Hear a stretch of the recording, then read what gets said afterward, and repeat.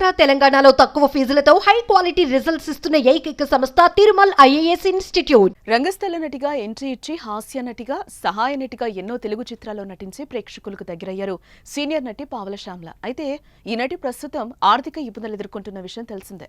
అనారోగ్య పరిస్థితులతో సినీ ఇండస్ట్రీకి దూరమైన ఆమె కష్టంగా జీవనం సాగిస్తున్నారు. అయితే తన ఆర్థిక పరిస్థితి బాగలేదని తనకు సాయం చేయండి అంటూ పావల శ్యామ్ల తాజాగా ఒక వీడియోను పెట్టారు.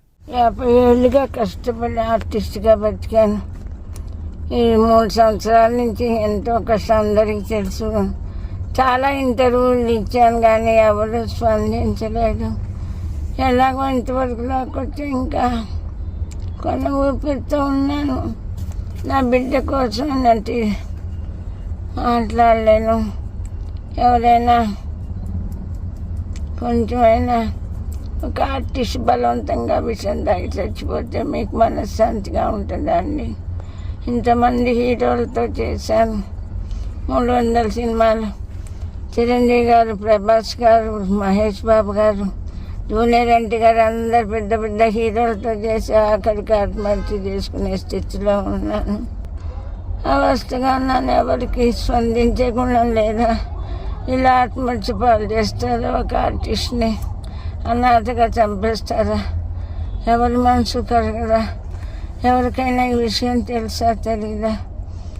తెలియజేయండి అని కోరుకుంటున్నానండి.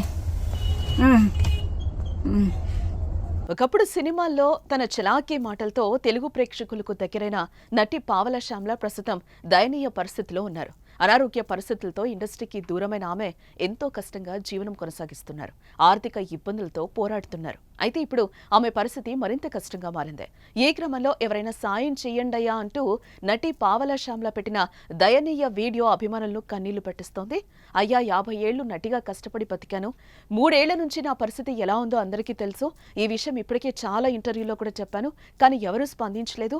ఎలాగో ఇంతవరకు వచ్చాను, కానీ ఇప్పుడు కొన ఊపిరితో ఉన్నాను. దాదాపు 300 సినిమాలు చేశాను.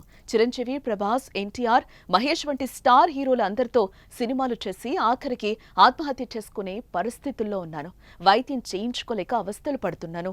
నన్ను ఇలాగే వదిలేసి ఆత్మహత్య చేసుకునేలా చేస్తారా?